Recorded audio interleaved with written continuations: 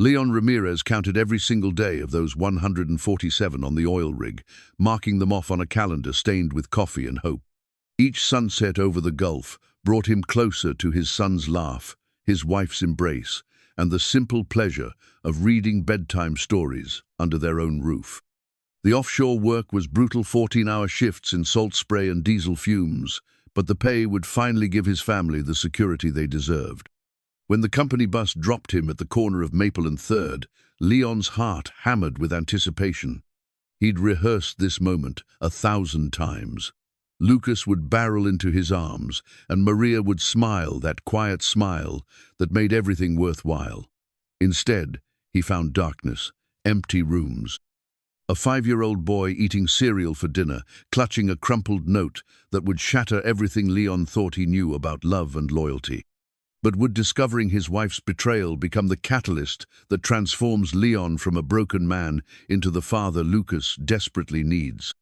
Before we jump back in, tell us where you're tuning in from, and if this story touches you, make sure you're subscribed, because tomorrow I've saved something extra special for you. Leon's hands trembled as he read the note again, the words blurring through unshed tears. "I can't do this anymore. The loneliness is killing me. Take care of Lucas. Maria." The paper felt like sandpaper against his calloused fingers, each word a small knife twisting deeper into his chest. He looked around the living room that had once been filled with Maria's laughter and Lucas's toy trucks scattered across the hardwood floor. Now it felt hollow, stripped of the warmth that had made it home. The walls still held their wedding photos, Maria in her grandmother's lace dress, him in his only good suit, but they seemed to mock him now. Snapshots of a life that had crumbled while he was away, earning money to protect it. "Daddy." Lucas's voice was barely a whisper from behind the makeshift fort he'd built in the corner. Couch cushions and blankets formed a small cave where his son had retreated, probably for days. The boy's dark eyes, so much like Leon's own, peered out cautiously, as if he wasn't sure this wasn't another dream. Leon dropped to his knees beside the fort, his work boots loud against the floor. "Hey, buddy. It's really me. I'm home." Lucas crawled out slowly, his small frame thinner than Leon remembered. The boy's hair had grown past his ears, uncombed and tangled. His Iron Man pajamas hung loose on his shrinking frame, and Leon noticed they were the same ones he'd worn in the last video call 3 weeks ago. "Mama said you might not come back," Lucas whispered, allowing Leon to pull him into a fierce embrace. The boy smelled of unwashed hair and the strawberry cereal he'd been eating, but Leon breathed him in like oxygen. "I will always come back to you," Leon said, his voice breaking. "Always. Do you understand me?" Lucas nodded against his shoulder, tiny arms wrapping around Leon's neck with desperate strength. They held each other in the dim light, filtering through unwashed windows, and Leon felt the weight of 147 days collapse into this single moment of reunion and heartbreak.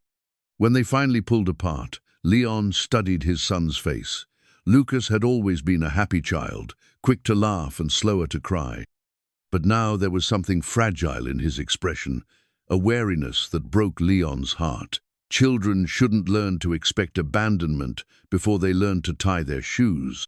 "Are you hungry?" Leon asked, though the question felt absurd. Of course the boy was hungry. The refrigerator hummed, mostly empty, containing only a half-gallon of milk 3 days past expiration and a package of lunch meat that had seen better days.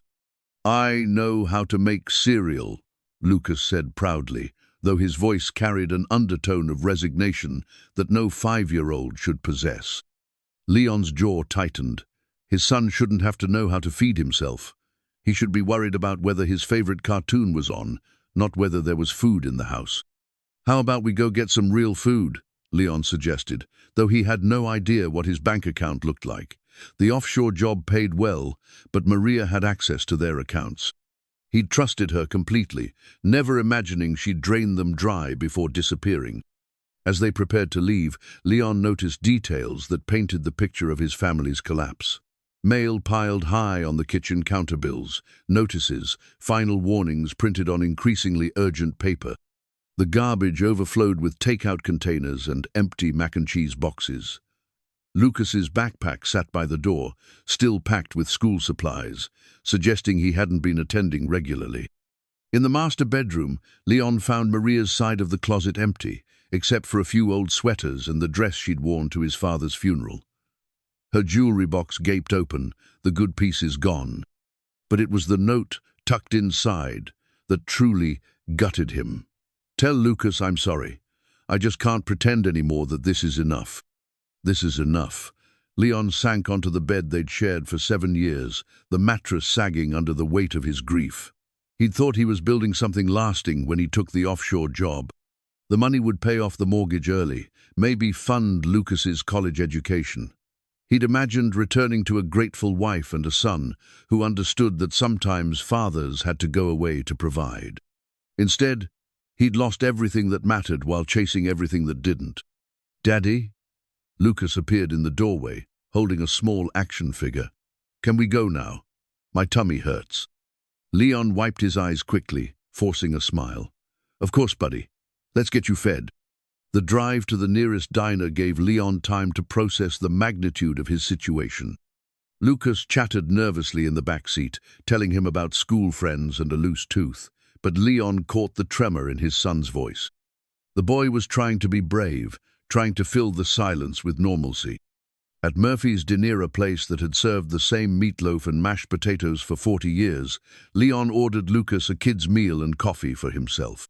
His appetite had vanished somewhere between finding the empty house and reading Maria's note, but he forced himself to eat a few bites of pie to show Lucas that everything was normal. "She said you might not love us anymore," Lucas said suddenly, his small voice cutting through the dinner rush noise. Leon's fork clattered against his plate. "What did you say?" "Mama. She said maybe you found someone else on the boat and maybe you wouldn't come back." Lucas's eyes filled with tears. "She said maybe that's why you stayed away so long." The words hit Leon like a physical blow. He reached across the table and took his son's small hand in both of his. "Lucas, look at me. I went away to work so I could take care of you and Mama. I counted every single day until I could come home. There is nothing more important to me than you. Do you understand?" Lucas nodded, but Leon could see the doubt lingering in his young eyes. Maria had planted seeds of abandonment in their son's mind, and Leon realized that rebuilding Lucas's trust would be just as important as rebuilding their life. After dinner, they stopped at a grocery store where Leon bought enough food for a week, his credit card somehow still working. Lucas helped him choose cereal and bread, his enthusiasm for simple tasks breaking Leon's heart. This should have been a mundane chore, not a celebration of basic provision. Back home, Leon tucked Lucas into bed and sat beside him in the darkened room. The boy's breathing gradually slowed, but Leon remained, watching his son's face in the moonlight streaming through the window. Lucas looked so small in his twin bed, surrounded by stuffed animals that had clearly been his comfort during the lonely nights. "I'm sorry I wasn't here," Leon whispered to the sleeping child. "I'm sorry I didn't know, but I'm here now, and I'm going to fix this." But as he sat in the darkness, Leon wondered if some things were too broken to repair. The foreclosure notice on the kitchen counter gave him 30 days to bring the mortgage current money he didn't have. The bills would require payment plans he couldn't afford. And somewhere out there, Maria was starting a new life with someone else, free from the responsibilities of motherhood and marriage. Leon had faced dangerous situations on the oil rig, equipment failures, harsh weather, accidents that could have killed him. But none of those had prepared him for this, being the only thing standing between his son and a world that seemed determined to tear families apart. He pulled out his phone and scrolled through his contacts, looking for someone who might help. His mother had passed 2 years ago. His brother lived across the country with problems of his own. Maria's family had never warmed to him, and now they probably blamed him for their daughter's abandonment. The truth settled over him like a heavy blanket. He and Lucas were essentially alone, with no safety net except Leon's determination to be the father his son needed. The offshore job was gone. He'd quit via voicemail during the panicked bus ride home. His savings were depleted. His credit was probably shot, thanks to Maria's spending spree. But as he watched Lucas sleep, Leon felt something shift inside him. The boy's peaceful breathing, the way he clutched a stuffed elephant Leon had brought him from a gas station during his last chore, these small things reminded Leon what he was fighting for. He might not have money or a plan or even a clear path forward, but he had love and determination and the kind of stubborn resilience that came from growing up poor and working for everything he'd ever had. Maybe that would be enough. Maybe it had to be. The knock on the door came at 8:30 on a Tuesday morning, sharp and official. Leon had been attempting to French braid Lucas's hair for schooler skill. He'd watched Maria perform effortlessly hundreds of times, but had never mastered himself. Lucas sat patiently on the kitchen stool, wincing occasionally when Leon pulled too hard, both of them trying to pretend this new normal wasn't breaking their hearts. "Stay right here, buddy," Leon said, his stomach dropping at the sound. Official knocks never brought good news. Through the peephole, he saw a woman in her 50s with graying hair, pulled back severely, holding a clipboard and wearing the kind of sensible shoes that meant business. Behind her stood a younger man with kind eyes and a nervous expression. "Mr. Ramirez?" The woman's voice carried the weight of authority. "I'm Sandra Walsh from Child Protective Services. This is my colleague, David Chen. We need to speak with you about Lucas." Leon's blood turned to ice. He'd heard horror stories about CPS families torn apart, children disappearing into the system. But he forced himself to open the door, knowing that refusing would only make things worse. "Of course," he said, stepping aside. "Please come in." Ms. Walsh entered with the measured pace of someone who'd seen every variation of family dysfunction. Her eyes swept the living room, cataloguing details, the makeshift fort still in the corner, the stack of bills on the coffee table, the breakfast dishes in the sink. David Chen followed more hesitantly, offering Leon a small, apologetic smile. "Is Lucas here?" Ms. Walsh asked. "He's in the kitchen. We were getting ready for school." Leon's voice sounded steadier than he felt. "May I ask what this is about?" Ms. Walsh consulted her clipboard. "We received a report from Lucas's teacher, Mrs. Henderson. She's concerned about his attendance and emotional state. She indicated he's been coming to school hungry, sometimes in the same clothes for multiple days, and has shown signs of distress." Leon's face burned with shame. He'd been trying so hard to figure out basic parenting tasks that he'd missed the signs others were noticing. "I've been away for work. I just returned last week to find—" He stopped, unsure how much to reveal. "To find what, Mr. Ramirez?" David Chen's voice was gentler than his colleagues, encouraging rather than interrogating. "To find that my wife had left. She abandoned Lucas and disappeared with another man. I'm trying to get everything back on track." Ms. Walsh made notes on her clipboard. "How long were you away?" 147 days. I was working on an offshore oil rig." Leon hated how defensive he sounded. "The pay was good. I was trying to provide for my family." "And Lucas was alone during this time?" "No," Leon said quickly. "He was with his mother. I had no idea she was." He stopped again, not wanting to badmouth Maria in front of the investigators, even though she deserved it. "We'll need to speak with Lucas," Miss Walsh said. "Alone." Leon's protective instincts flared. "Is that necessary? He's been through enough trauma." "It's standard procedure," David Chen said kindly. "We just want to make sure he's safe and cared for." Leon called Lucas from the kitchen, his heart breaking, as his son appeared with his hair still half-braided, looking small and worried. The boy's eyes darted between the strangers and his father, clearly sensing the tension. "Lucas, these people are here to talk to you," Leon said, crouching to his son's level. "Just tell them the truth, okay?" The interview took place in the living room, while Leon was asked to wait in the kitchen. He couldn't hear the specific questions, but he caught fragments of Lucas's responses, whispered admissions about being alone, about eating cereal for dinner, about being scared when the lights got turned off. Each word felt like a nail in the coffin of Leon's custody. When they finished, Ms. Walsh rejoined Leon in the kitchen while David Chen stayed with Lucas, helping him with a coloring book from his backpack. "Mr. Ramirez, I'm going to be direct with you," Ms. Walsh said, her tone professional but not unkind. "Lucas has clearly experienced neglect and abandonment. While I can see you're trying to provide for him now, There are serious concerns about your ability to meet his needs. Leon's mouth went dry. What kind of concerns? Housing stability, for one. We noticed the foreclosure notice on your counter. Financial security is another. Lucas mentioned that sometimes there wasn't much food in the house. And childcare. You can't leave a 5-year-old alone while you work. I haven't left him alone, Leon protested. I've been with him every day since I got back. But you'll need to work eventually, Ms. Walsh pointed out. What's your plan for childcare? Daycare costs money you apparently don't have. Leon felt the walls closing in. Every reasonable solution required money he didn't possess. I'm figuring it out. I just need some time. Ms. Walsh closed her folder and looked at him with something that might have been sympathy. Mr. Ramirez, I'm going to be frank with you. Based on what I've observed today and Lucas's statements, I have grounds to remove him from your care immediately. The words hit Leon like a physical blow. Please don't. He's all I have left. However, Mrs. Walsh continued, I can see that you love your son and that you're trying. I'm willing to give you a chance to prove you can provide adequate care, but there are conditions. Leon would have agreed to anything. What do you need? First, you have 30 days to secure stable housing. The foreclosure process needs to be addressed.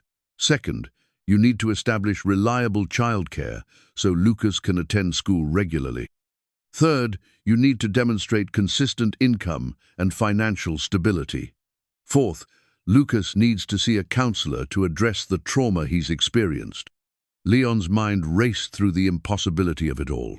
30 days to solve problems that would take months under the best circumstances. And if I can't meet these conditions, then we'll have to consider alternative placement options. Foster care, possibly with relatives if any are available. Leon thought of his scattered family, his late mother, his brother who could barely support his own children. There were no relatives who could take Lucas. Foster care would mean his son disappearing into a system that might never give him back. I understand, Leon said quietly. I'll do whatever it takes. Ms. Walsh handed him a business card. I'll be checking in regularly. David will provide you with resources for counseling services and emergency assistance programs. But Mr. Ramirez, I need you to understand this is Lucas's only chance. If you fail to meet these requirements, or if his situation doesn't improve dramatically, I won't have another choice. After they left, Leon sat on the couch with Lucas, both of them shaken by the encounter. Lucas had crawled into his lap, sensing his father's distress, even if he didn't fully understand its implications. Are they going to take me away? Lucas asked, his small voice muffled against Leon's chest. Leon held him tighter. No, buddy, I won't let that happen. But we have to work together to make some changes, okay? We need to find you a safe place to stay while Daddy works. And we need to make sure you get to school every day. I don't want to go to school, Lucas said. The kids ask where my mom is. Leon's heart ached for his son's pain. I know it's hard, but school is important. And maybe we can find some nice people to help us figure things out. That evening, after Lucas was asleep, Leon sat at the kitchen table with the business card Ms. Walsh had given him and a yellow legal pad. He made lists of requirements, deadlines, and potential solutions. The task seemed overwhelming, but he forced himself to break it down into manageable pieces. Housing, 30 days to address foreclosure. He needed to contact the mortgage company, maybe arrange a payment plan. The back payments would be substantial, but perhaps there were programs for struggling families. Childcare. Lucas needed supervision while Leon worked. Traditional daycare would be expensive, but maybe there were subsidized programs or community resources. Income. He needed steady work, but it had to be flexible enough to accommodate Lucas's needs. The offshore job was gone, but there might be other opportunities. Counseling. Lucas needed help processing his trauma. There had to be free or low-cost mental health services for children. Each item on the list felt like climbing a mountain, but Leon had worked in dangerous conditions before. He'd faced equipment failures, storms, and equipment breakdowns that could have killed him. This was different. The stakes were higher because it wasn't just his own life at risk, but the same principles applied. Take it one step at a time. Stay focused on the goal. Don't give up. As he wrote, Leon realized that the CPS visit, terrifying as it had been, might have been exactly what he needed. It gave him a framework, a deadline, and a clear understanding of what was required. Without it, he might have continued stumbling through single parenthood, making mistakes that could have cost him Lucas. Now he had a mission: prove to Child Protective Services, to his son, and to himself that he could be the father Lucas needed. He had 30 days to transform from a broken man into a capable single parent. The clock was ticking, but Leon Ramirez had never backed down from a challenge, and he wasn't about to start now, not when his son's future depended on it. Leon's first stop was Miller's Hardware on Main Street, a family-owned store that had been serving the community for 3 generations. The owner, Frank Miller, was a man in his 70s with hands like leather and eyes that had seen every kind of trouble a small town could offer. "I need work," Leon said simply, standing at the counter with his resume a single page that felt inadequate for the weight of his desperation. Frank studied him over his reading glasses. "You're the fellow from Maple Street, aren't you? Heard about your situation." Leon's jaw tightened. Small towns had their advantages, but privacy wasn't one of them. "Yes, sir. I'm looking for steady work. I can do anything: lifting, stocking, repairs. I'm reliable." "What about the offshore work? That pays better than what I can offer." "I can't be away from my son anymore," Leon said. "I need something local, something that lets me be home every night." Frank examined Leon's resume, noting the steady work history and the references from the oil rig foreman. "I can offer you 30 hours a week to start, $10 an hour. It's not much, but it's honest work." Leon did the quick math: $1,200 a month before taxes, maybe $1,000 after. It wasn't enough to cover the mortgage, groceries, and childcare, but it was a start. "I'll take it." Frank handed him a name tag with Leon printed in neat letters. Such a simple thing, but it felt like a lifeline. "You start Monday. Be here at 8. From the hardware store, Leon drove to the address David Chen had given him for subsidized childcare options. The building was a converted church on the edge of town, its white steeple pointing toward gray November clouds. A small sign read, "Little Lambs Community Daycare." Inside, the sanctuary had been transformed into a cheerful space filled with colorful play areas, tiny tables, and walls covered with children's artwork. The smell of crayons and graham crackers filled the air, mixing with the faint scent of old wood and hymn books. "You must be Mr. Ramirez," said a woman emerging from what had once been the choir loft. She was younger than Leon had expected, maybe early 30s, with dark hair pulled back in a practical ponytail and clothes that looked like they'd survived multiple art projects. "I'm Elena Cruz." David Chen called ahead. Leon shook her hand, noting the strength in her grip and the paint smudges on her fingertips. "Thank you for seeing me on short notice." "Of course, Lucas is welcome here any time." Elena's smile was warm but professional. "Why don't I show you around?" As they walked through the converted space, Elena explained her program. "We serve about 20 children, mostly from working families who need affordable care. We focus on emotional support as much as education. Many of our kids come from challenging situations." Leon watched a group of children working on a puzzle together, their ages ranging from toddlers to school age. Their chatter and laughter filled the space with the kind of joy that had been missing from his house for too long. "The cost is based on income," Elena continued. "For someone in your situation, it would be about $50 a week. We also provide breakfast and lunch, which helps families stretch their grocery budgets." $50 a week, $200 a month. Leon's mental calculator was working overtime, but he nodded. "That sounds manageable." "There's one more thing," Elena said, her tone becoming more serious. "I should mention that not everyone in town is supportive of what we do here. Some people think we're enabling poor families instead of encouraging them to be more responsible." Leon frowned. "What do you mean?" "My family, they're well known in this community. Old money, old attitudes. When I started this daycare, they weren't pleased." They think I'm wasting my education and my inheritance on people who should be able to take care of themselves." There was pain in her voice, and Leon recognized the look in her eyes, the same isolation he'd felt since returning home. "I'm sorry to hear that." Elena shrugged. "It's their loss. These kids need advocates, not judgment. Lucas, especially David Chen, told me about his situation. Abandonment trauma is serious, but with the right support, children are remarkably resilient." That evening, Leon attempted to explain the daycare to Lucas over dinner spaghetti from a box that he'd somehow managed not to burn. Lucas pushed the noodles around his plate, his expression skeptical. "Will other kids be there?" Lucas asked. "Yes, buddy. Kids your age and older. Miss Elena says they do art projects and play games. What if they don't like me?" Leon's heart clenched. His outgoing, confident son had become cautious and fearful. "Why wouldn't they like you?" "Because I don't have a mom," Lucas said quietly. "Tommy at school said kids without moms are weird." Leon set down his fork and looked directly at his son. "Lucas, listen to me.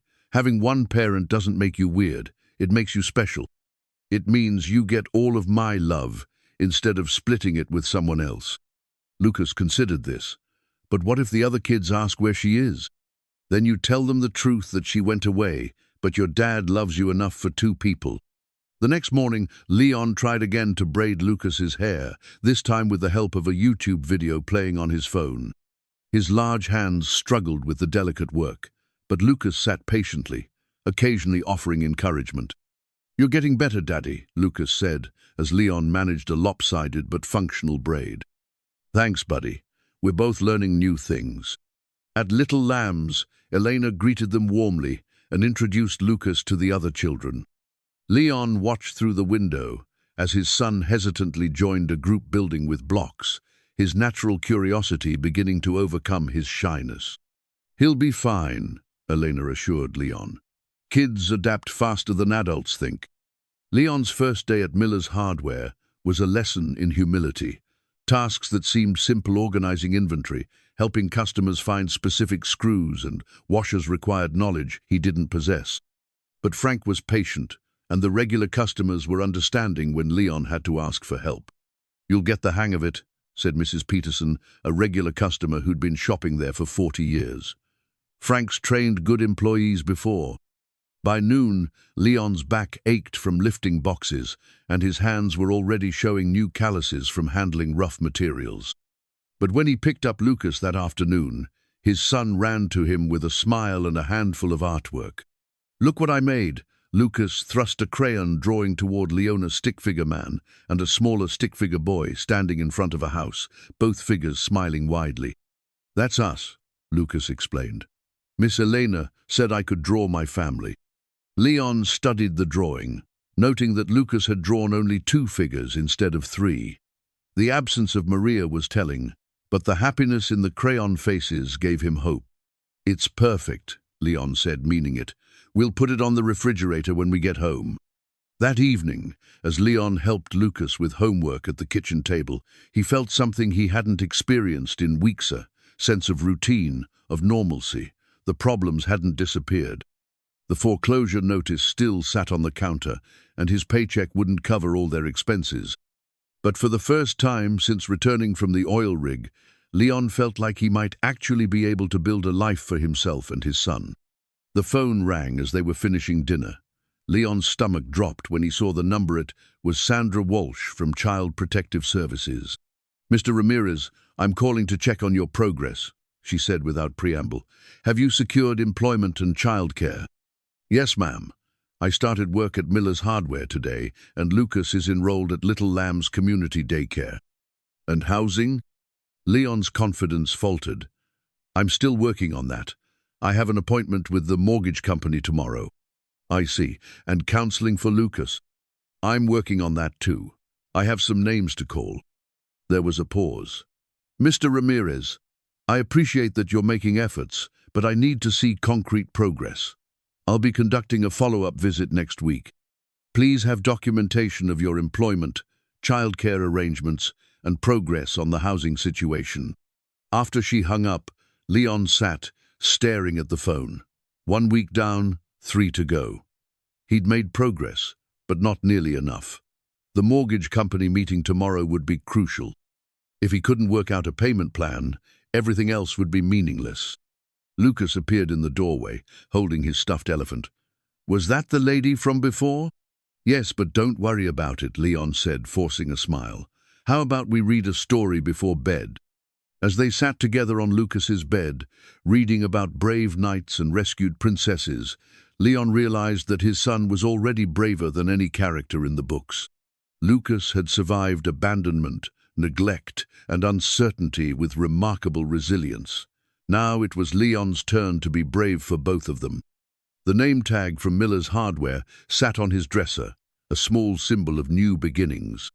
Tomorrow would bring new challenges, but tonight Leon allowed himself to believe that maybe, just maybe, they were going to make it through this together. The thrift store flashlight cost $3 and looked like it had survived a few camping trips, but it worked perfectly for what Leon had in mind. That night, after Lucas finished his homework, Leon dimmed the living room lights and clicked on the flashlight. "What are you doing, Daddy?" Lucas asked, curious but cautious. "Making magic," Leon said, creating shadow puppets on the wall with his hands. A rabbit appeared, then a dog, then something that might have been a dragon if you used your imagination. Lucas giggled, the first genuine laugh Leon had heard from him since returning home. "Can I try?" "Of course." Leon handed him the flashlight. "But first, let me tell you a story about a brave knight who lived in a castle made of blankets." Over the next hour, the living room transformed into a theater. Leon's rough hands created shadow creatures while he spun tales of adventure and courage. Lucas added his own characters, his small fingers creating butterflies and birds that danced across the wall.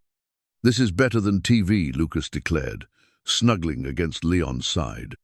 "Sometimes the best entertainment is the kind you make yourself," Leon replied, thinking of his own childhood when creativity had to substitute for money. The ritual became their nightly tradition. After dinner and homework, they would dim the lights and enter their shadow world. Leon found himself looking forward to these moments as much as Lucas did. The flashlight became a bridge between them, a way to build new memories over the foundation of their shared loss. During the day, Leon was learning the rhythms of hardware store life. Frank Miller proved to be a patient teacher, showing Leon how to mix paint, cut keys, and help customers solve problems they couldn't quite articulate. "Someone comes in asking for a thingy that connects to the other thingy," Frank explained with a grin. "And you have to figure out they need a coupling for their garden hose." Leon's mechanical background from the oil rig served him well. He could identify most tools and hardware, and his willingness to learn impressed the regular customers. Mrs. Henderson, Lucas's teacher, stopped by one afternoon and complimented Leon on his son's improved attendance and demeanor. "Lucas has been much more engaged in class," she told Leon as he helped her find cabinet hinges. "He's even started participating in group activities again." "That's good to hear," Leon said, though he wondered if the teacher realized how much those words meant to him. At Little Lambs, Elena Cruz had become more than just Lucas's daycare provider. She had a gift for understanding children's unspoken needs, and she seemed to see through Lucas's brave facade to the scared little boy underneath. "He's doing well socially," Elena told Leon one evening during pickup. "But he still has nightmares sometimes during rest time. Has he talked to you about them?" Leon's heart sank. "No, he hasn't mentioned nightmares. It's common with abandonment trauma. Children often worry that other people they love will leave too. Has he started counseling yet?" Leon felt the familiar weight of inadequacy. "I'm still working on finding someone we can afford." Elena hesitated, then seemed to make a decision. "I have a friend who's a child psychologist. She sometimes does pro bono work for families in crisis. Would you like me to ask her about seeing Lucas?" "I couldn't ask you to do that," Leon said, though he desperately wanted to accept. "You're not asking. I'm offering. Lucas is a special kid, and he deserves all the help we can give him." That night, Leon found Lucas in the kitchen at 2 a.m., standing on a chair and trying to reach the cereal box on top of the refrigerator. The boy was still half asleep, moving with the mechanical precision of someone acting out a recurring routine. "Hey, buddy," Leon said softly, not wanting to startle him. "What are you doing?" Lucas blinked, confused. "I was hungry. Mama said I had to get my own food when I was hungry."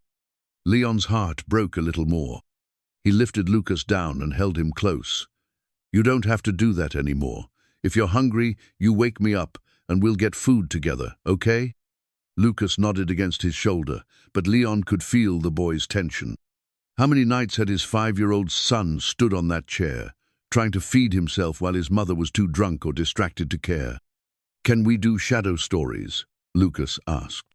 Of course. They sat on the couch with the flashlight, creating gentle shapes on the wall until Lucas's breathing evened out. Leon carried him back to bed, but he stayed awake the rest of the night, thinking about the damage that had been done to his son's sense of security. The next morning brought a breakthrough.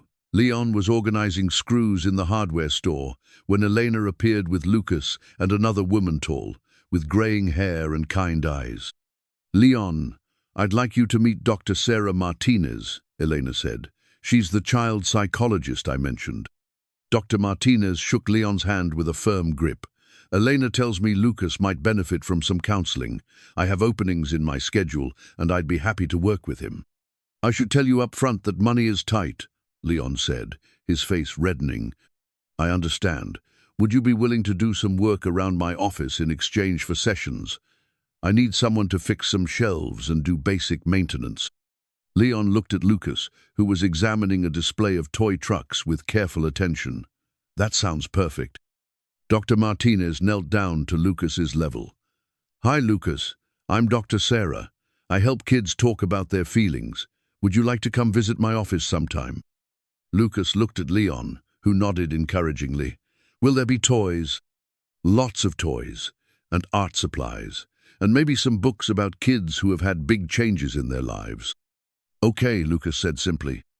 As Elena and Dr. Martinez prepared to leave, Elena touched Leon's arm. "You're doing a good job," she said quietly. "I can see how much Lucas loves you." Leon watched them walk away, feeling something he hadn't experienced in weeks. Hope. Not just the desperate hope of a drowning man, but the kind of hope that comes from building something solid, piece by piece. That evening, as they prepared for their shadow story time, Lucas surprised Leon with a question. "Daddy, why did Mama leave?" Leon had been dreading this conversation, but he'd promised himself he would always be honest with his son.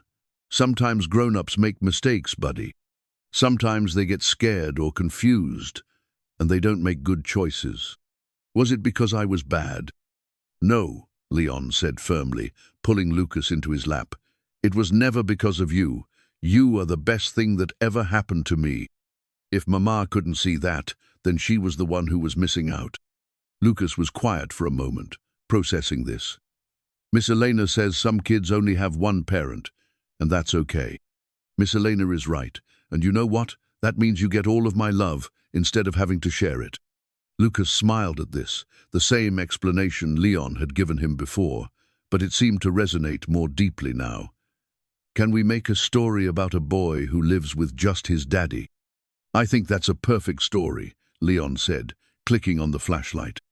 As they created their shadow tale about a brave boy and his devoted father, Leon realized that healing wasn't happening in dramatic moments or major breakthroughs.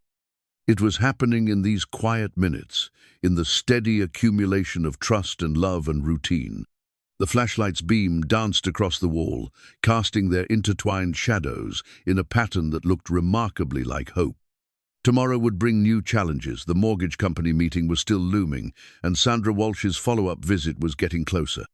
But tonight, Leon allowed himself to believe that maybe broken families could be rebuilt, one shadow story at a time. Lucas fell asleep in his arms, and Leon carried him to bed, tucking him in with the careful attention of someone who had learned not to take these moments for granted. The stuffed elephant sat on the nightstand, a guardian watching over dreams that were slowly becoming sweeter. In the kitchen, Leon made his nightly list bills to pay, calls to make, problems to solve. But tonight, he added something new, a list of things that were going right. Lucas's laughter during shadow time, Dr. Martinez's offer to help, Elena's kindness, Frank's patience at the hardware store. The problems weren't disappearing, but they were becoming manageable. And for the first time since stepping off that bus 147 days ago, Leon felt like he might actually be capable of being the father Lucas needed. School picture day arrived with the kind of nervous energy that only parents understand. Leon stood in the bathroom at 6:30 a.m., watching YouTube videos on his phone, while Lucas sat patiently on the toilet seat, resigned to another hair-braiding experiment. "Hold still, buddy," Leon muttered, his thick fingers working slowly through Lucas's dark hair. "We're going to get this right." It took 4 attempts and 2 different hair ties, but finally Leon achieved something that resembled the neat braid he'd been aiming for. Lucas examined himself in the mirror, touching the braid carefully. "It looks good, Daddy," he said, though Leon could tell his son was being generous. "You think so?" "Yeah. Tommy's dad doesn't even know how to make ponytails." Leon smiled, realizing that competence was relative. In the world of single fathers, a crooked braid was still a victory. At Little Lambs, Elena noticed Leon's handiwork immediately. "Nice braid," she said, and Leon could tell she meant it. "I'm getting better at this dad thing," Leon replied, though he still felt like he was improvising most of the time. "You're doing more than getting better," Elena said. "You're transforming. I can see it in Lucas too, starting to trust that you'll be here." Elena had become a fixture in their lives over the past few weeks. She wasn't just Lucas's daycare provider. She was becoming a friend, someone who understood the challenges of caring for children who had experienced trauma. Leon found himself looking forward to their brief conversations during pick-up and drop-off. "Can I ask you something?" Leon said, as they watched Lucas play with building blocks. "Why did you start this daycare? You could probably do anything you wanted." Elena's expression grew thoughtful. "My family has money, but they've never understood that wealth comes with responsibility. They think helping struggling families enables weakness. I think it enables strength. That's why they don't approve. That's part of it. They wanted me to marry someone from their social circle, manage charity galas, and perpetuate their legacy. Instead, I'm in a converted church basement, helping kids whose parents work 2 jobs to make ends meet." Leon heard the pain in her voice, recognizing the isolation that came from family disappointment. "Their loss," he said simply. Elena smiled. "That's what I tell myself most days." At work, Leon was discovering that he had a talent for problem-solving. Customers would come in with broken appliances or mysterious hardware needs, and Leon found himself able to visualize solutions. Frank noticed his aptitude and began giving him more complex tasks. "You've got good instincts," Frank said one afternoon, as Leon helped a customer figure out how to fix a wobbly table. "Ever think about doing repair work on the side?" Leon hadn't considered it, but the idea intrigued him. Extra income would help with the mounting bills, and he enjoyed the satisfaction of fixing things. "You think there's demand for that kind of work?" "Always. People need help, and most of them would rather pay someone reliable than struggle with it themselves." That evening, Leon mentioned Frank's suggestion to Lucas as they prepared their shadow story session. "You could fix people's broken things?" Lucas asked, intrigued. "Maybe. Would you like that?" Lucas nodded enthusiastically. "You're good at fixing things. You fixed our washing machine, and you fixed my truck when the wheel came off." Leon realized that his son saw him as capable, as someone who could solve problems. It was a revelation that filled him with quiet pride. Their shadow story that night was about a father and son who traveled around helping people repair their homes. Lucas added details about grateful families and communities that welcomed the helpful duo. Leon wondered if his son was unconsciously working through his own desire for belonging and acceptance. Lucas's first session with Dr. Martinez went better than Leon had expected. The boy emerged from the office with a small smile and a sticker depicting a brave lion. "How did it go?" Leon asked as they walked to the car. "She has a sandbox with tiny people in it," Lucas said. I made a story about a boy who lived in a castle with his dad, and they fought dragons together. Dr. Martinez later explained to Leon that play therapy allowed children to process trauma through symbolic play. Lucas is working through his fears about abandonment and his need for security. The fact that he's creating stories about partnership with his father is very positive. Is he going to be okay? Leon asked the question that kept him awake at night. Children are remarkably resilient when they have at least one stable, loving adult in their lives. Lucas has that in you. The healing will take time, but I'm optimistic. Leon's optimism was tested when he received a call from Sandra Walsh 2 days later. "Mr. Ramirez, I need to schedule our follow-up visit," she said. "How about Friday afternoon?" Leon's stomach clenched. "Of course. What time?" 2 o'clock. "I'll want to see documentation of your employment, childcare arrangements, and progress on the housing situation." After hanging up, Leon pulled out his folder of important papers. Employment, check. Childcare, check. Housing, still a disaster.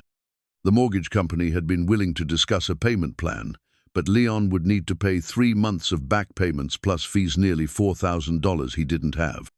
That night, Leon sat at the kitchen table with his calculator and a growing sense of desperation. His paycheck from Miller's Hardware was barely covering their current expenses. The side repair work Frank had suggested might help, but it wouldn't generate enough income quickly enough to satisfy Child Protective Services.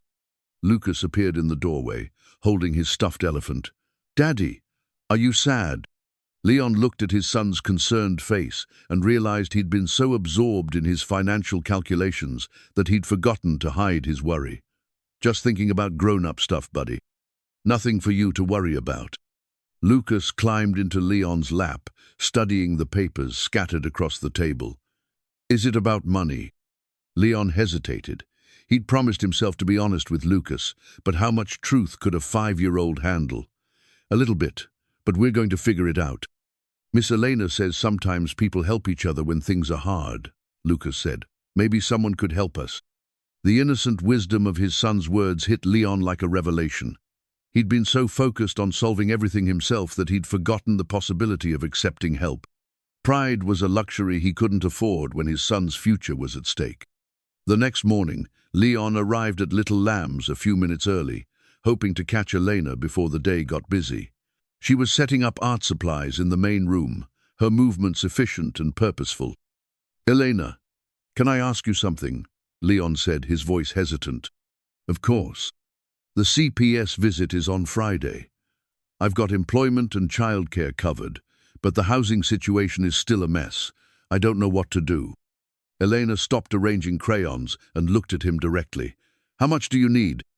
$4,000 to bring the mortgage current. It might as well be 4 million. Elena was quiet for a moment, and Leon worried he'd overstepped by sharing his financial problems. But then she surprised him.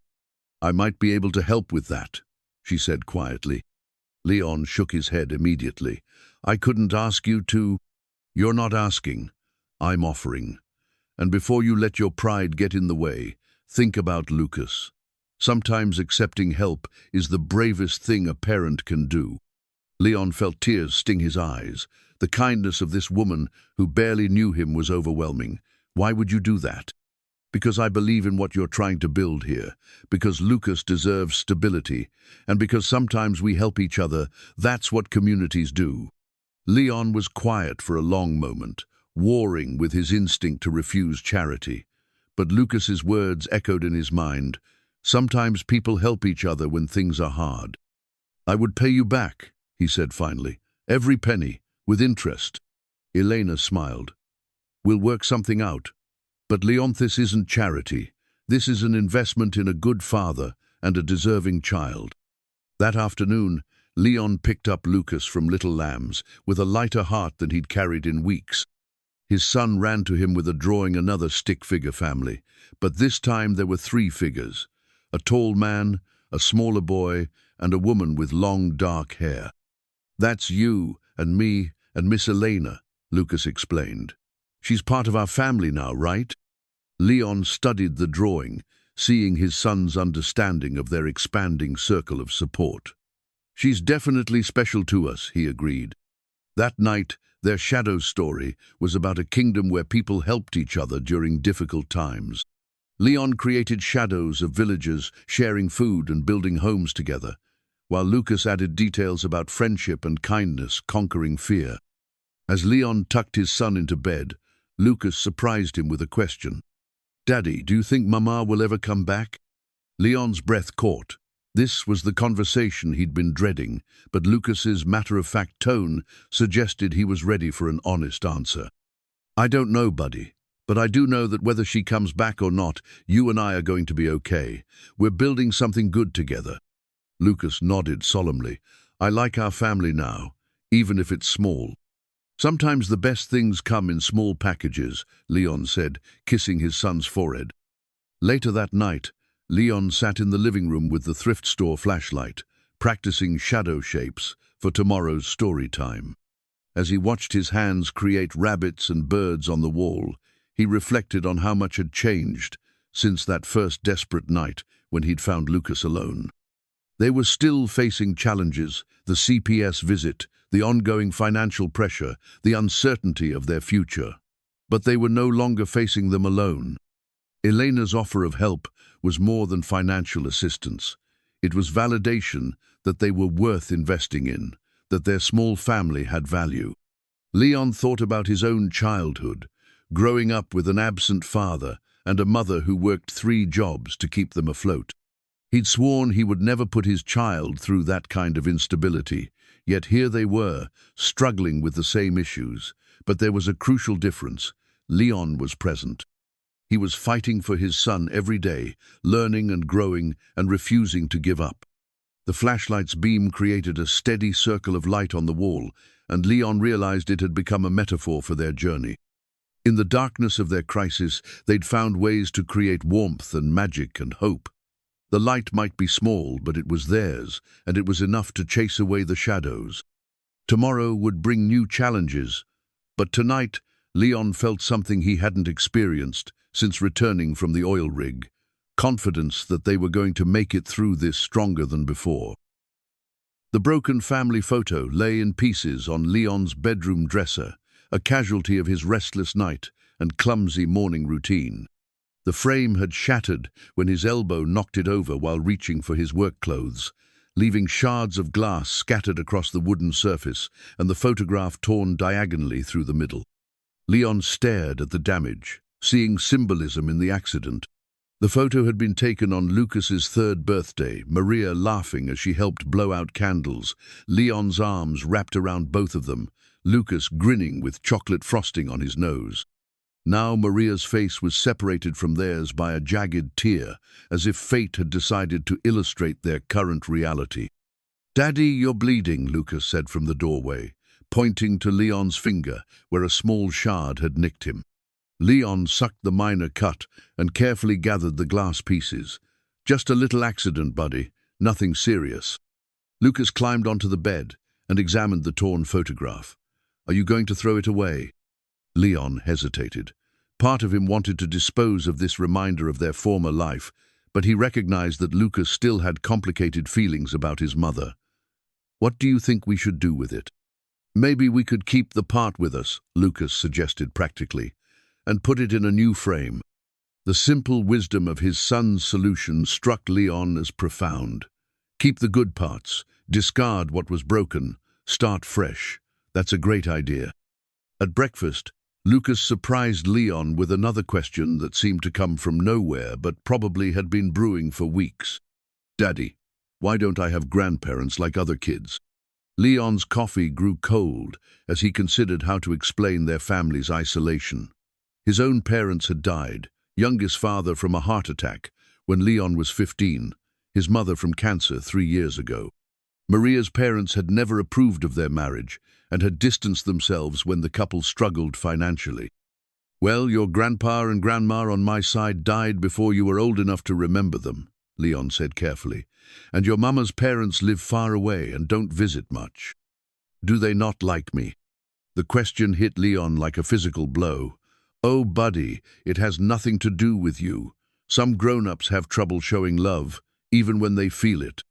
Lucas absorbed this information with the matter-of-fact acceptance that children show toward adult dysfunction.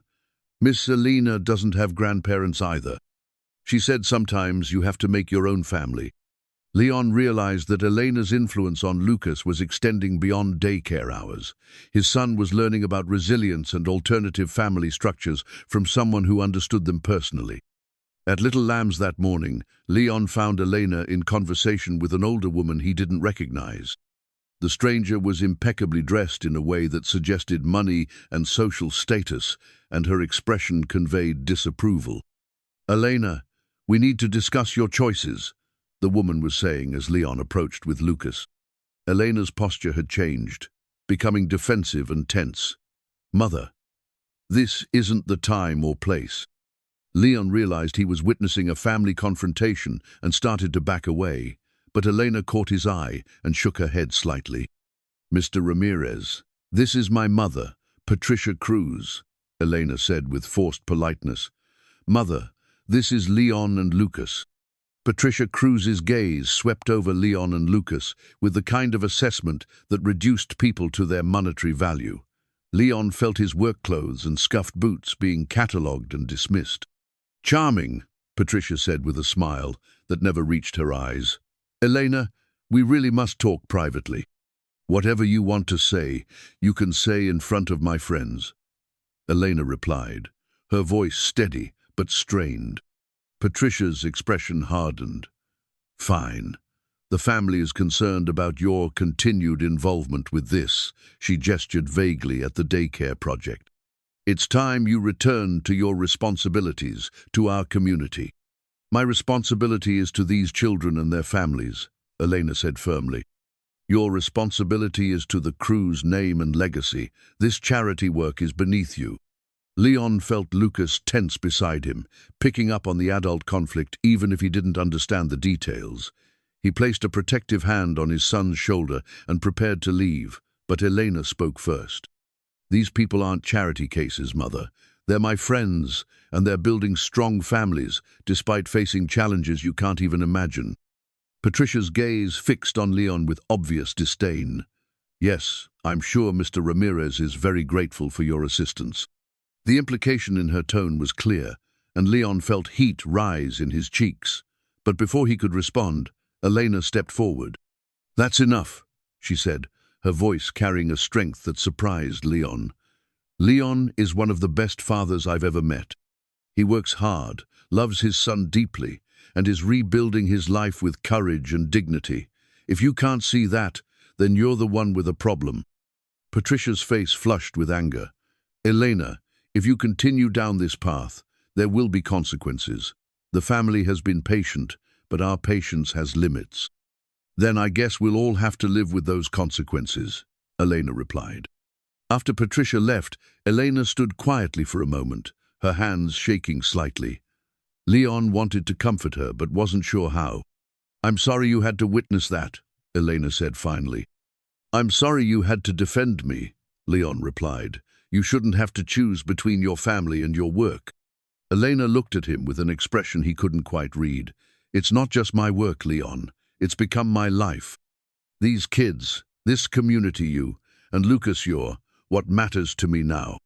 The intensity in her voice made Leon's heart skip.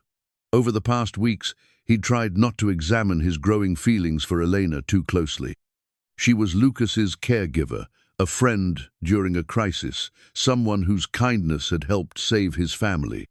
But standing there in the morning light of the converted church, Leon realized that what he felt for Elena Cruz was deeper than gratitude.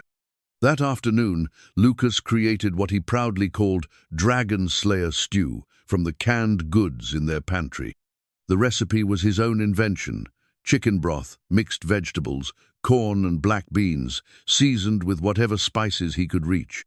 "Dragons don't like vegetables," Lucas explained seriously as he stirred the pot with a wooden spoon. "So if you eat lots of vegetables, you become strong enough to fight them." Leon watched his son's careful preparation, marveling at the way children could transform necessity into adventure. Their limited pantry had become a laboratory for culinary creativity, and Lucas approached cooking with the same imagination he brought to their shadow stories. "This is delicious," Leon said as they ate the improvised soup. "You're becoming quite a chef." "Miss Elena taught me about nutrition," Lucas said proudly. "She says food is fuel for our bodies, like gas for cars." Leon noticed how often Lucas mentioned Elena these days, how seamlessly she had become woven into his son's understanding of their world. Elena's influence extended far beyond childcare. She was helping Leon learn to be a better father, and she was helping Lucas heal from his trauma. That evening, during their shadow story session, Lucas created a tale about a princess who helped a knight and his young squire defeat an evil sorceress. The princess was wise and brave, and she showed the knight how to see magic he didn't know he possessed. "The princess sounds pretty special," Leon observed as Lucas's shadows danced across the wall. "She's like Miss Elena," Lucas said matter-of-factly. "She helps people even when her family doesn't want her to." Leon realized his 5-year-old son understood more about Elena's sacrifice than he'd given him credit for. Children were remarkably perceptive about the adults who cared for them. Later that night, after Lucas was asleep, Leon found himself thinking about the torn photograph and his son's solution: keep the good parts, start fresh with what remained. It occurred to him that this might be the key to more than just damaged pictures. His marriage to Maria was irreparable, torn beyond any possibility of healing. But the love he'd discovered for fatherhood, the community he was building with Elena and the other families at Little Lambs, the sense of purpose he was finding in honest work, these were the good parts worth preserving. Leon taped the portion of the photograph showing him and Lucas to the mirror above his dresser. The jagged edge where Maria had been torn away was visible, but it no longer looked like damage. It looked like potential space for new memories, new relationships, new possibilities. Tomorrow would bring the CPS visit that would determine whether he could keep Lucas. The outcome depended on documentation he hoped Elena's financial help would make possible. But tonight, looking at the salvaged photograph and thinking about his son's dragon slayer stew and Elena's fierce defense of their little family, Leon felt something approaching peace. They were building something worth fighting for, piece by piece, day by day. And if the Cruz family couldn't see the value in what Elena was creating here, then, as she had said, it was their loss. The pile of scrap lumber and bruised pumpkins looked like debris from a construction site, but to Leon and Lucas, it represented possibility. Frank Miller had offered the discarded materials from various hardware store projects, and the local grocery store had donated pumpkins, too battered for sale but perfect for creative purposes. "We're really going to build a float for the harvest parade?" Lucas asked, his eyes wide with excitement as he surveyed their unlikely treasure trove. "We're going to try," Leon said, though he had no idea how to transform the mismatched collection into something parade-worthy. "What do you think it should look like?" Lucas walked around the materials, his imagination already at work. "Like a castle," he declared. "A strong castle where knights live with their kids." Leon smiled at his son's instinctive understanding of what they were really building, not just a parade float, but a symbol of their resilience. A castle it is. They spent Saturday morning in Frank's backlot, sorting through the lumber and planning their design. Leon's mechanical skills proved useful as he figured out how to construct a wheeled platform using old shopping cart wheels and a discarded table. Lucas served as artistic director, arranging pumpkins and suggesting modifications. "This is the best project ever," Lucas announced, his face smudged with dirt and his smile brighter than Leon had seen in months. Elena appeared at noon with sandwiches and drinks, having volunteered to help with the construction. She surveyed their progress with genuine admiration. "This is going to be amazing," she said, settling beside Leon on a sawdust-covered stump. "Lucas has been talking about it all week at daycare." Leon watched his son arrange small pumpkins into battlements, marveling at the boy's attention to detail. "I haven't seen him this excited about anything since I got back." "Children need projects that make them feel proud," Elena observed. "This float represents more than just parade participation. It's proof that you're building a life together." As they worked, Other community members stopped by to offer help or materials. Mrs. Henderson, Lucas's teacher, donated fabric scraps for banners. The pastor from the Methodist church provided paint left over from Sunday school projects. Even some of Leon's regular customers from the hardware store contributed supplies or advice. "Looks like half the town is invested in your float," Frank commented as he watched the growing collection of volunteers. Leon felt a warmth in his chest that had nothing to do with the October sunshine. For the first time since returning from the oil rig, he felt like he and Lucas belonged somewhere, like they were part of something larger than their small family. On Sunday evening, as they put finishing touches on the castle's towers, Elena surprised Leon with an envelope. "What's this?" he asked, recognizing the thick paper and formal letterhead of a bank.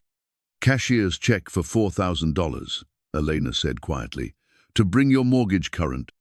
Leon stared at the check, overwhelmed by the magnitude of her generosity. "Elena, I can't." "Yes, you can," she interrupted gently.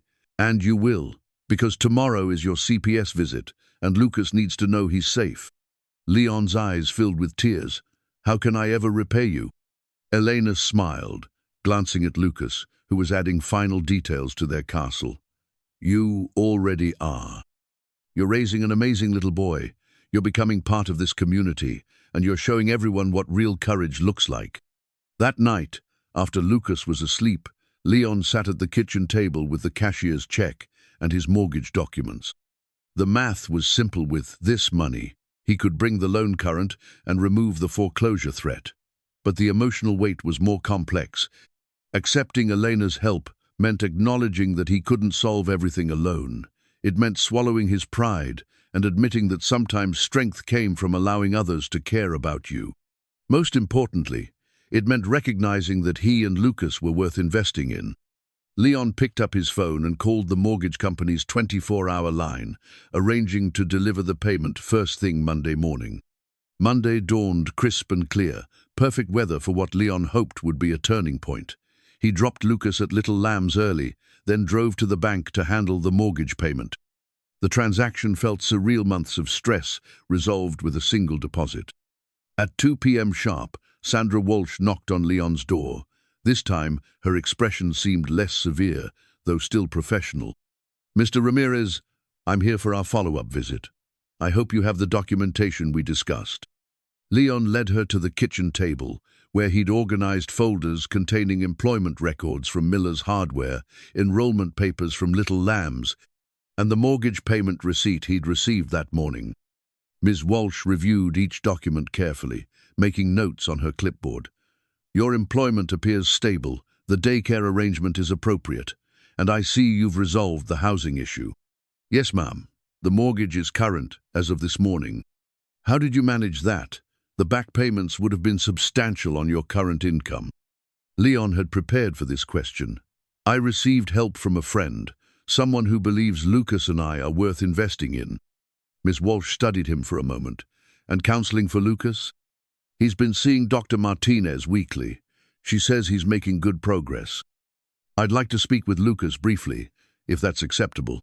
Leon called Little Lambs, and Elena brought Lucas over within 20 minutes. The boy seemed more confident than during the previous CPS visit, answering Ms. Walsh's questions clearly and without the fearful hesitation Leon remembered from before. "Are you happy living with your daddy?" Ms. Walsh asked. "Yes," Lucas said firmly. "We make shadow stories every night, and he's teaching me to cook, and Miss Elena helps us with lots of things." "Do you feel safe here?" "Really safe. Daddy says he'll never leave me, and I believe him." After Lucas returned to daycare, Ms. Walsh completed her notes and faced Leon with an expression that might have been approval. "Mr. Ramirez, I'm impressed with the progress you've made. Lucas appears well, cared for, emotionally stable, and bonded to you. Your living situation is now secure, and you've established support systems in the community." Leon held his breath, afraid to hope. "I'm closing this case, Miss Walsh continued. "Lucas will remain in your custody. I recommend continuing the counseling sessions, but from a legal standpoint, you've met all requirements." Leon felt his knees go weak with relief. Thank you. Thank you so much. Don't thank me, Mr. Ramirez. You did the work. You proved that you could provide what Lucas needs. After Ms. Walsh left, Leon sat alone in his kitchen, staring at the closed case file she'd left behind. 6 weeks ago, he'd been a broken man who'd found his son abandoned and his life in ruins. Today, he was a father with legal custody, stable housing, steady employment, and a community that cared about his family. The transformation had required help from Elena, from Dr. Martinez, from Frank Miller, from numerous community members who'd offered support without being asked.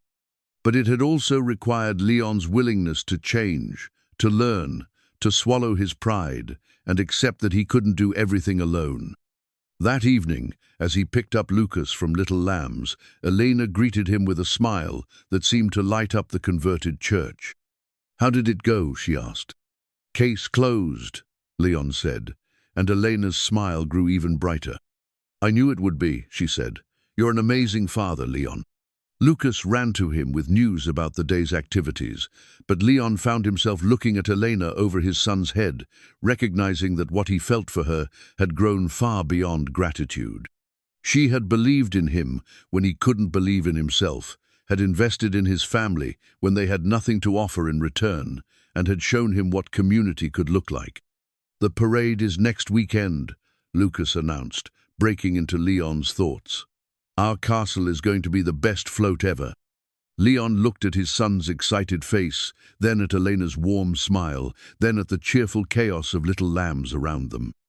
This was what happiness looked like, not the dramatic joy of winning a lottery, but the quiet satisfaction of building something good, piece by piece, with people who cared about each other. The Harvest Parade would be their public debut as a stable family, their chance to show the community what they'd built together. But Leon already knew they'd won the only prize that mattered. They'd found their way home.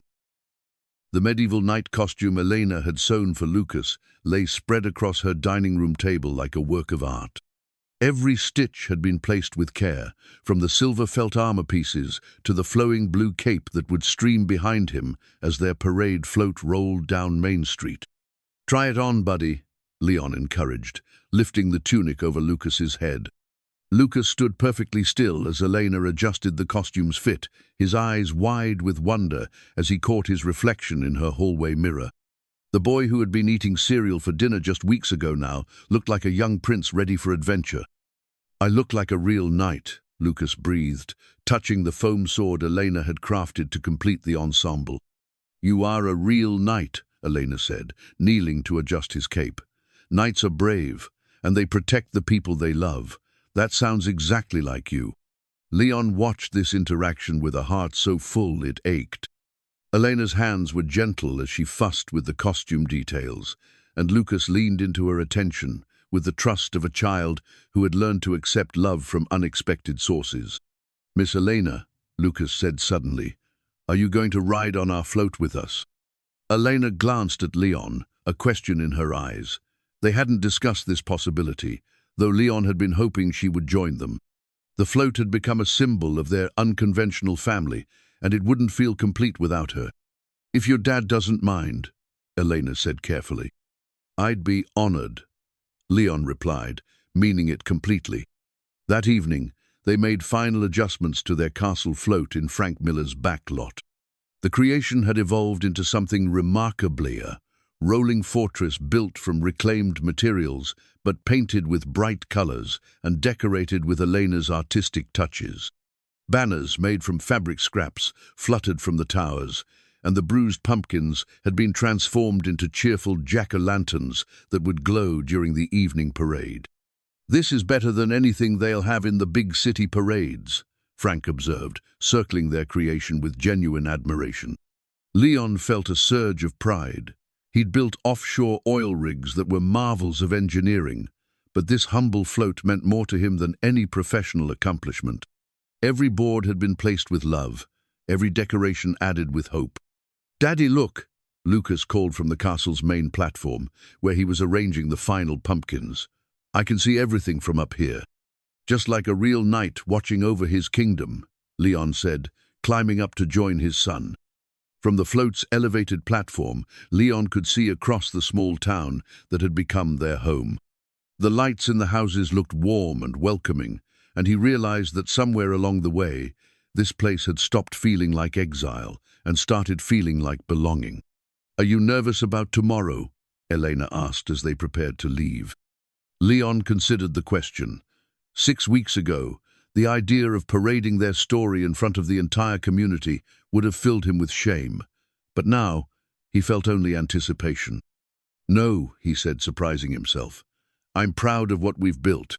The phone call came at 9 p.m., just as Leon was tucking Lucas into bed. The caller ID showed a number he didn't recognize, but something about the area code made his stomach clench. "Hello?" he answered cautiously. "Leon, it's me." Maria's voice hit him like a physical blow. He hadn't heard it in months, and the familiar sound brought back a flood of conflicting emotions: love, anger, betrayal, grief. "Where are you?" Leon managed to ask.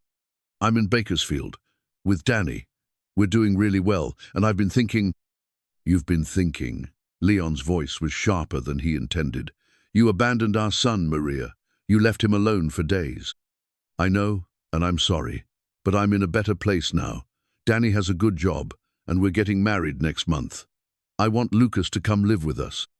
Leon's world tilted. "You want what?" "I'm his mother, Leon. I have rights, and I can provide for him now. Danny makes good money, and we have a nice apartment. Lucas would have a stable home." "He has a stable home," Leon said, his voice deadly quiet. "With me." "You're working at a hardware store," Maria said dismissively. "I know about your situation, the foreclosure, the CPS investigation. I have a lawyer, Leon. I can get custody." Leon's mind raced. He'd thought the CPS case closure had ended their legal vulnerabilities, but Maria was right. She still had parental rights. A mother with apparently stable housing and income might have a strong case, especially against a father who'd only recently gotten his life together. "You can't just disappear for months and then decide you want him back," Leon said. "Watch me," Maria replied. "I'll be in touch about the legal paperwork." The line went dead, leaving Leon staring at his phone in shock.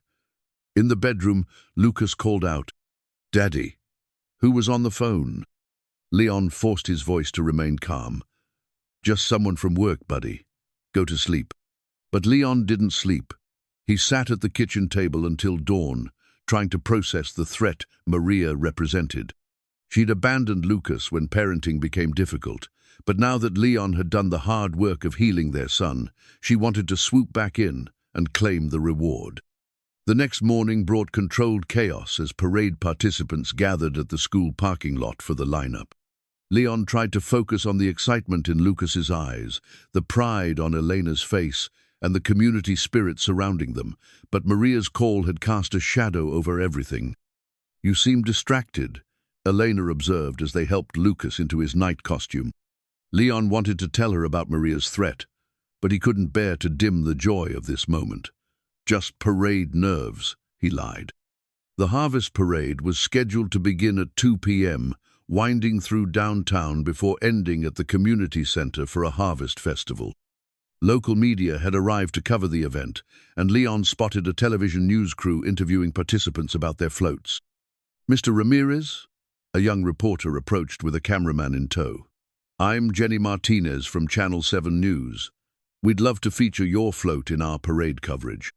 It's quite a story, single father building community connections after personal crisis." Leon's first instinct was to decline, but then he looked at Lucas, resplendent in his night costume and beaming with pride. This was their moment to celebrate how far they'd come. "Okay," Leon agreed, "but the real story's about community support and second chances." The interview was brief but warm, with Lucas charming the reporter by explaining their castle's defensive features and Elena describing the collaborative nature of the float's construction. Leon found himself speaking about the importance of accepting help and the strength that came from building connections with neighbors. As they prepared to join the parade lineup, Elena surprised Leon by taking his hand. "Whatever happens after today," she said quietly, "remember that you've already won. You saved Lucas, you saved yourself, and you created something beautiful." Leon squeezed her hand, wishing he could share her confidence. Maria's threat loomed over everything, but Elena was right. They had built something worth fighting for. "Places, everyone," the parade coordinator called. "The harvest parade begins in 5 minutes." Lucas climbed onto the float's platform, his costume cape flowing dramatically as he waved his foam sword. Elena joined him, adjusting the banners one final time. Leon took his position at the float's steering mechanism, ready to guide their castle through the streets of the town that had become their home. As they rolled toward the starting line, Leon caught sight of a familiar figure in the crowd, a woman with blonde hair standing next to a man in an expensive leather jacket. Even at a distance, he recognized Maria's posture, her way of standing with one hip cocked and her arms crossed. She'd come to watch, to evaluate what she was planning to take away from them. Leon's hands tightened on the steering wheel, but then he heard Lucas's laughter as his son waved to the gathering crowd. Elena smiled at him encouragingly, and Leon realized that whatever legal battle lay ahead, they would face it together. The parade began with the high school marching band, followed by vintage cars and community organization floats. When their turn came, Leon guided their castle float onto Main Street, where hundreds of spectators lined the sidewalks. The crowd's response was immediate and overwhelming. People cheered, applauded, and called out encouragement. Children pointed at Lucas in his night costume, and adults smiled at the obvious love that had gone into the float's construction. "Look, Daddy," Lucas called from his platform. "Everyone loves our castle." Leon looked up at his son, brave, resilient, finally secure in the knowledge that he was loved and protected, and felt a fierce determination settle in his chest. Let Maria come with her lawyers and her threats. Leon had something more powerful than legal argument. She had a community that had invested in their success, a love that had been tested and proven, and a son who knew beyond doubt where he belonged. The battle for Lucas's future was about to begin, but Leon Ramirez had never felt more ready to fight. The trophy was Modesta, small golden cup, with Community Spirit Award, engraved on a simple plaque, but Lucas held it like it was made of precious jewels.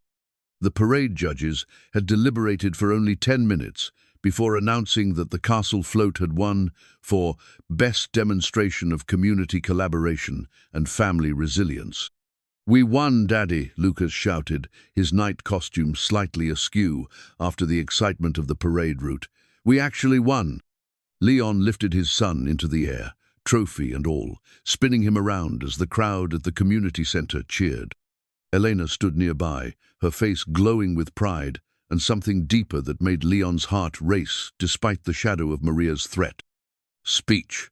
Speech!" called out Frank Miller, grinning widely as he approached with several other community members. Leon felt his face flush. Public speaking had never been his strength, but looking at the faces around him, neighbors who had become friends, strangers who had offered help, Elena, whose belief in him had never wavered, he found his voice.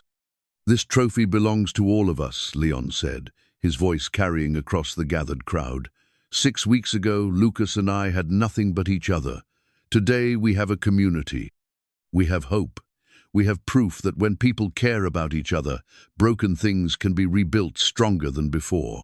The applause was warm and sustained, but Leon's attention was drawn to movement at the edge of the crowd.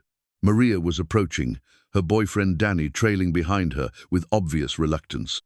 She looked different. Her hair was styled expensively, her clothes were new, and there was a hardness in her expression that Leon didn't remember. "Lucas," Maria called out, her voice cutting through the celebration. "Baby, come give Mama a hug." The crowd fell silent as people recognized the drama unfolding. Lucas, still in Leon's arms, turned toward his mother's voice with confusion and wariness. "Mama?" Lucas's voice was small, uncertain. Leon's protective instincts flared, but he forced himself to remain calm. He set Lucas down, keeping one hand on his son's shoulder. Maria approached with a smile that looked practiced rather than genuine.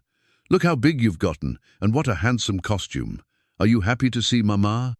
Lucas moved closer to Leon, his small hand clutching his father's shirt.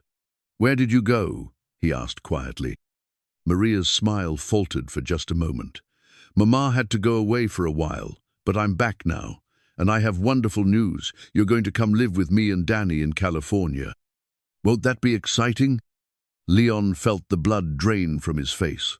She was doing this here, in front of everyone, using the public setting to pressure Lucas into a reaction. I don't want to go to California, Lucas said, his voice growing stronger. I want to stay with Daddy. Maria's expression hardened. Sweetheart, you don't understand. Mama can give you things Daddy can't. A big house, nice toys, a swimming pool. I have everything I need. Lucas interrupted, surprising everyone with his firmness. I have Daddy and Miss Elena and shadow stories and dragon slayer stew. I don't want anything else.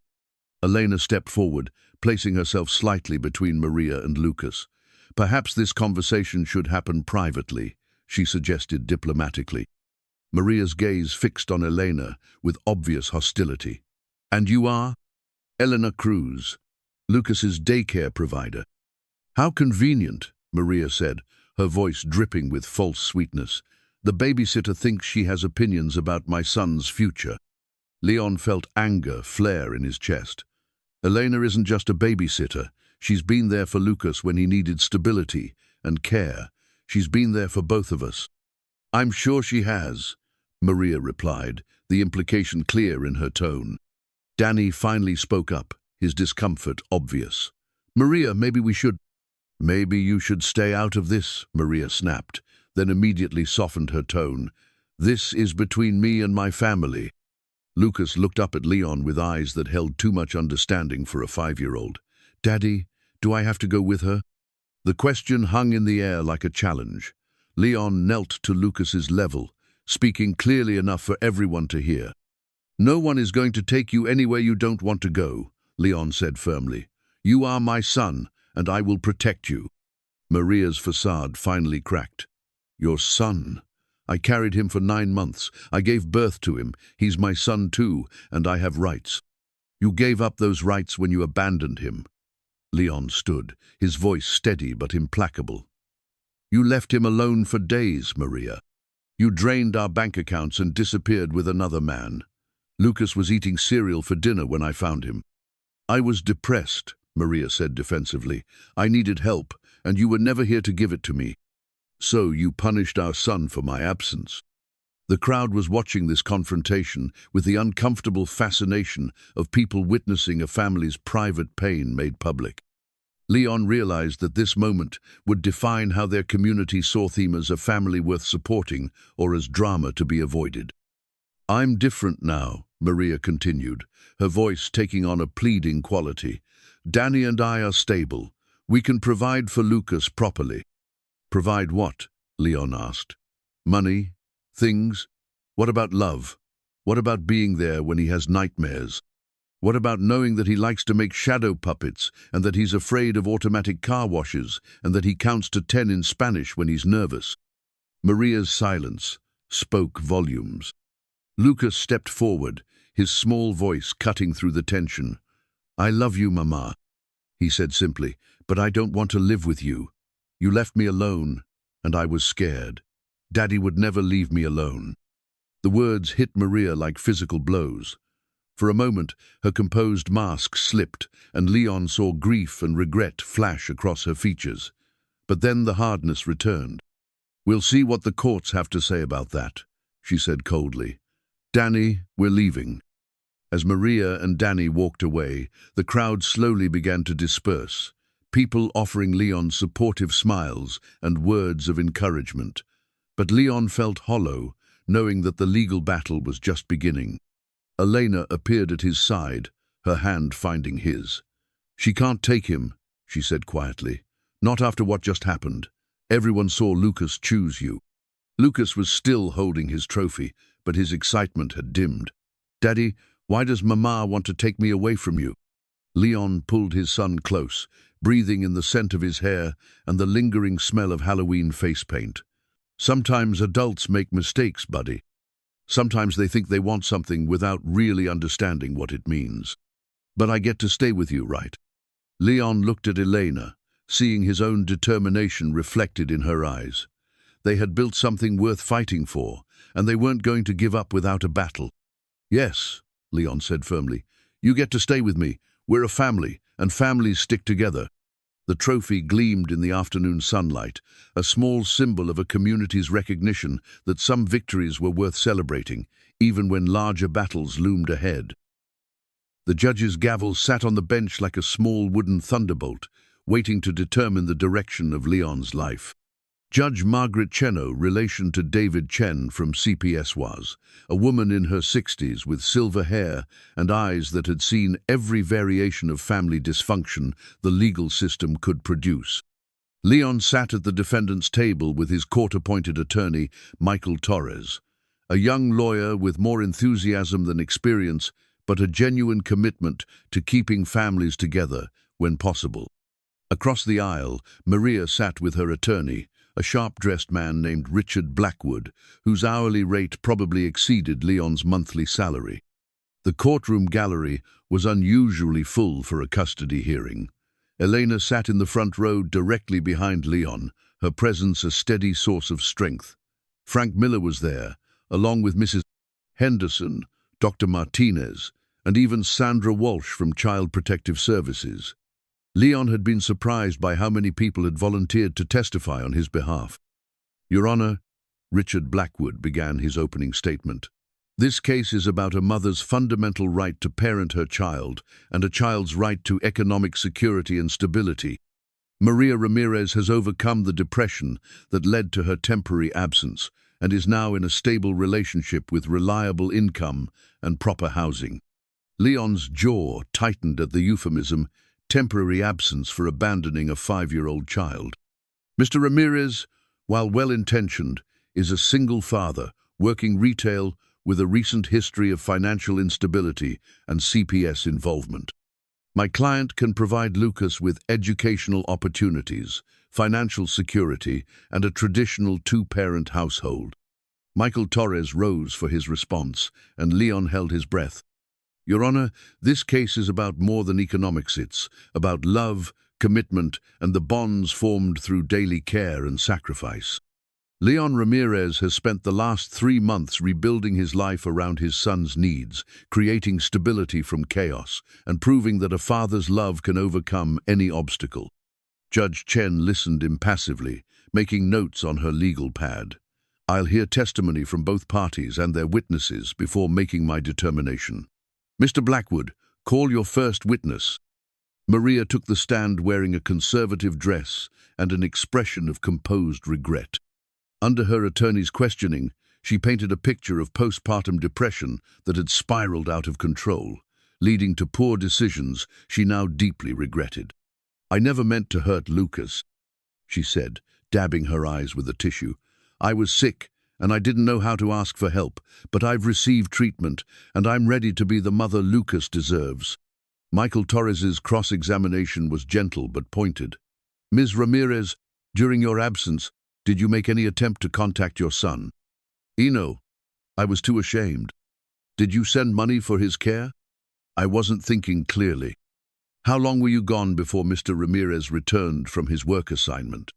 Maria's composure slipped slightly. About 3 weeks. And during those 3 weeks, Lucas was alone in the house. He could take care of himself for short periods. He was 5 years old. I always came back. Leon watched the judge's expression harden slightly at this exchange.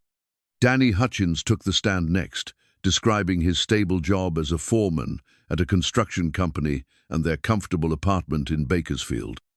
He seemed sincere in his affection for Maria, but when asked about his relationship with Lucas, his answers were vague. I'm looking forward to getting to know him better, Danny said. Maria talks about him all the time. Have you spent time with Lucas? Michael Torres asked during cross-examination. Not yet, but have you spoken with him on the phone? We thought it would be better to wait until the legal situation was resolved. Leon felt a spark of hope. These people wanted to uproot his son's life for a relationship that existed only in theory. The afternoon brought Leon's witnesses. Sandra Walsh testified that Leon had exceeded all requirements of the CPS intervention and that Lucas showed clear signs of secure attachment to his father. "In my 15 years of child welfare work," she said, "I've rarely seen such a dramatic positive transformation in such a short time. Ramirez didn't just meet our requirement, she exceeded them while building genuine community support." Dr. Martinez described Lucas's progress in therapy, emphasizing the child's expressed preferences and emotional well-being. "Lucas has processed significant trauma related to his mother's abandonment," she testified. "He's developed healthy coping mechanisms and strong attachment behaviors with his father.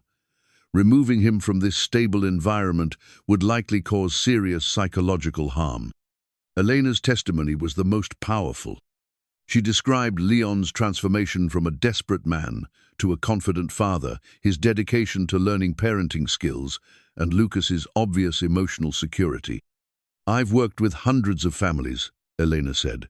"Leon Ramirez is one of the most committed parents I've ever encountered.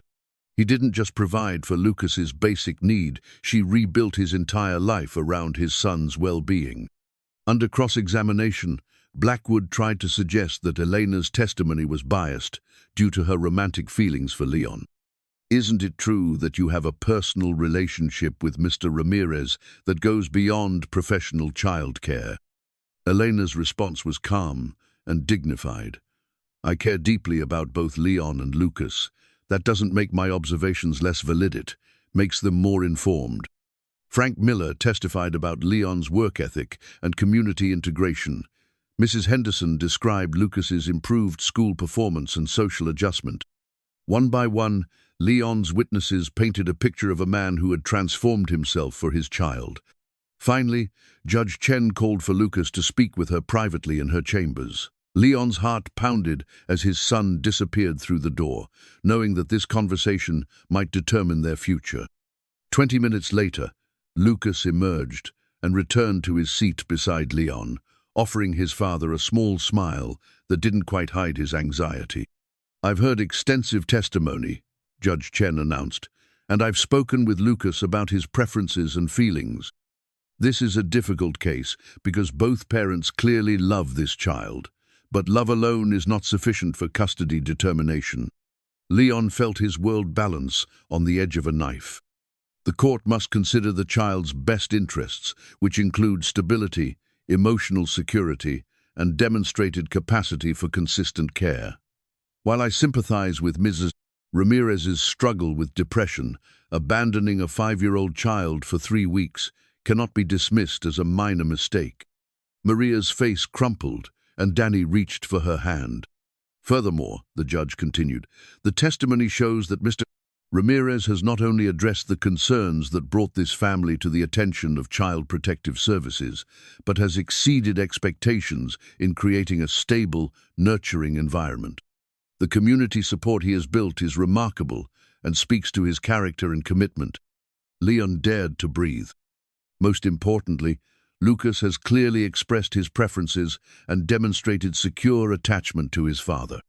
At 5 years old, his voice must be given significant weight, especially when supported by professional assessment of his emotional well-being. Judge Chen picked up her gavel, and Leon felt time slow to a crawl. Custody of Lucas Ramirez is awarded to his father, Leon Ramirez.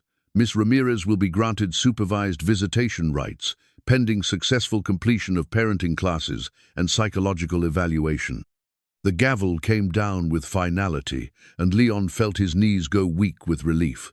Lucas threw his arms around his father's waist, and Elena's hand found Leon's shoulder, squeezing gently. "We won, Daddy," Lucas whispered. "We get to stay together." Leon held his son close, looking over his head at Elena's tear-filled eyes and the supportive faces of their community in the gallery.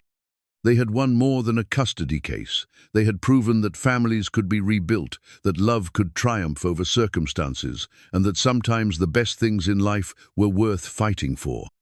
Maria was crying quietly as Danny led her from the courtroom, and Leon felt a pang of sympathy for her loss. But Lucas was his son, and they had worked too hard and come too far to let anyone tear apart what they had built together. The gavel had spoken, and their family was finally, legally, unbreakably whole. 6 months later, the new family photo sat proudly on the mantel where the broken one had once been. Leon stood in the center, Lucas perched on his shoulders wearing his school's honor roll certificate like a medal, and Elena beside them with her arm around Leon's waist, her smile radiant in the spring sunshine. They looked like what they had become, a family forged, not by blood alone, but by choice, commitment, and love that had been tested and proven strong. "Take another one," Lucas commanded from his elevated perch, clearly enjoying his role as family photographer-director. "Make sure you can see my loose tooth." Elena laughed, adjusting the camera timer for one more shot. "Your tooth is very impressive, but maybe save the dramatic, wiggly demonstration for after the photo." Leon marveled at how natural this felt, the three of them together in the small house that had been transformed from a symbol of failure into a warm home. Elena had moved in gradually over the winter months, first with overnight stays, then with more of her belongings, until one day Leon realized she belonged here as much as he and Lucas did. The house itself had been transformed too. Elena's artistic touches had softened the harsh edges of bachelor, living colorful curtains in the kitchen, plants on the window sills. Lucas's artwork properly framed and displayed throughout the rooms. But the most significant change was less visible. The house now felt like a place where people took care of each other. "Daddy, tell Miss Elena about my science project," Lucas said as they reviewed the photos on Elena's camera. Leon smiled at his son's continued formality. Despite Elena's encouragement to call her by her first name, Lucas had settled on Miss Elena as the perfect balance between respect and affection. "Lucas built a volcano that actually erupted," Leon explained, "with real lava well, baking soda, and vinegar lava. It was the best volcano in the whole class," Lucas added proudly. "Mrs. Henderson said it showed exceptional creativity and scientific understanding." Elena ruffled Lucas's hair, which Leon had finally learned to braid properly, though Elena's versions were still far superior. "That's because you have an exceptional brain and an exceptional dad who helps you with projects." Leon felt the familiar warmth that came with these moments of ordinary happiness. Lucas's transformation had been remarkable, from a frightened, abandoned child to a confident boy who earned honor roll grades and had friends over for playdates. Dr. Martinez had officially concluded their therapy sessions the previous month, declaring Lucas remarkably well-adjusted and praising Leon's parenting skills. "Can we do shadow stories tonight?" Lucas asked, though it was barely past lunch. Their nightly ritual had evolved over the months, sometimes including Elena as a participant, other times remaining the special father-son tradition that had helped them bond during the darkest period. "Of course," Leon said. "What kind of story should we tell?" "One about a knight and a princess who help a little boy find his courage," Lucas said matter-of-factly. Elena caught Leon's eye over Lucas's head, both of them recognizing their son's ongoing process of making sense of his story through play and imagination. The afternoon brought a familiar rhythm, Leon working in his garage workshop, where he'd expanded his handyman business, Elena planning activities for little lambs, and Lucas alternating between helping both adults and playing elaborate games with his action figures. The community daycare had thrived under Elena's leadership, now serving 30 children and employing 2 additional teachers. Leon's repair business had grown through word-of-mouth recommendations until he was booked weeks in advance. Mr. Ramirez, Mrs. Peterson, appeared at the garage door, holding a broken lamp. "Frank Miller said you might be able to fix this. It belonged to my grandmother, and the antique shop said it wasn't worth repairing." Leon wiped his hands on a rag and examined the lamp's wiring. "I think we can save it. These old fixtures just need someone who understands how they were built." As Mrs. Peterson left with promises to return the following week, Leon reflected on how much his life had changed since those desperate early days. The work he did now felt meaningful in a way the offshore job never had. Every repair was a small service to his community. Every satisfied customer was a relationship built. Every project completed was proof that broken things could be made whole again. Elena appeared in the doorway carrying 2 cups of coffee and wearing the paint-stained apron she used for art projects. "How's business?" "Steady," Leon said, accepting the coffee gratefully. "Mrs. Peterson's lamp, the Johnson's fence repair, and Mr. Kim wants me to build custom shelves for his bookstore." "You're becoming indispensable to this town," Elena observed, settling onto his workbench. "We're becoming indispensable," Leon corrected. "Little Lambs is just as important as anything I'm building." Elena smiled, and Leon was struck again by how beautiful she looked when she was happy. The stress lines that had marked her face during the family conflicts had faded, replaced by the glow of someone living in alignment with her values. "I have news," Elena said, her tone carrying a hint of excitement she was trying to contain. "Good news? The town council approved our proposal for the expanded childcare center. The old library building will be renovated, and we'll be able to serve 60 children with a full preschool program." Leon set down his coffee and pulled Elena into his arms, spinning her around the workshop as she laughed. "That's incredible. You've been working toward this for months." "We've been working toward it," Elena corrected, echoing his earlier comment. "Your presentation to the council about family economic stability was brilliant." Leon had surprised himself by agreeing to speak at the town council meeting, advocating for affordable childcare as an economic development tool. The terrified man who had once avoided public attention had found his voice when it came to defending families like his own. That evening, after Lucas was asleep and the shadow stories had been told, Leon and Elena sat on their front porch swing, watching the quiet street where they'd built their life together. The swing had been Leon's first major home improvement project, a symbol of their intention to stay, to be part of this community for the long term. "I've been thinking," Elena said, her head resting on Leon's shoulder, "about us, about the future." Leon's heart rate picked up, though he wasn't sure why. They'd been talking about the future for months, their business plans, Lucas's education, vacation destinations they wanted to visit as a family. "What about us?" he asked. Elena sat up slightly, turning to face him in the porch light. "I love you, Leon Ramirez. I love Lucas. I love the life we've built together. And I think it's time we made it official." Leon stared at her, processing the words he'd been hoping to hear for weeks, but had been too nervous to bring up himself. "Are you?" "I'm proposing to you," Elena said with a grin, "unless you want to do it the traditional way, in which case I'll pretend to be surprised when you ask." Leon laughed, pulling her close and kissing her thoroughly. When they broke apart, both of them were smiling. "Elena Cruz," Leon said formally, "will you marry me and be Lucas's stepmom and partner in all the chaos and joy that comes with building a family?" "Yes," Elena said simply. "Yes, to all of it." They sat together in comfortable silence, watching the stars appear over their small town.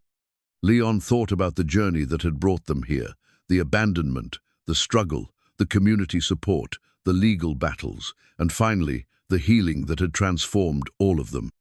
"Do you think Lucas will be excited?" Elena asked. "Are you kidding? He's been asking when you're going to be his real mum for months." Elena laughed. "I've been his real mum in every way that matters since the day we met." Leon knew she was right.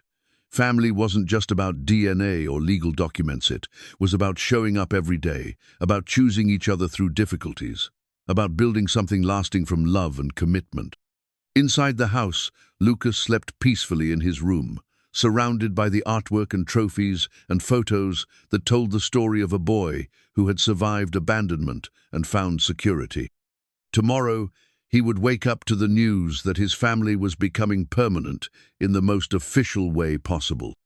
Leon looked at the woman beside him, brilliant, beautiful, brave enough to invest in a broken man and his wounded son when they had nothing to offer but hope.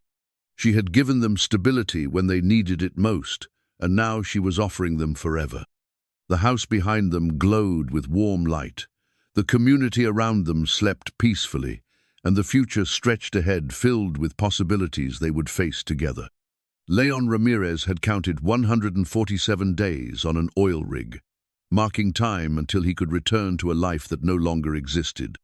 Now he was counting forward to wedding plans and family vacations and Lucas's graduation and all the ordinary miracles that came with building a life based on love. The broken calendar with its desperate markings was long gone, replaced by a future that didn't need counting because it was filled with people who chose each other, day after day, for all the days to come. Sometimes the best families were the ones you saved from the wreckage of the ones you lost. Sometimes love was stronger than blood, community was stronger than money, and hope was stronger than every force that tried to tear good people apart. Leon Ramirez had learned to count what mattered. One son who trusted him completely, one woman who loved them both, and one small town that had taught them all what home really meant.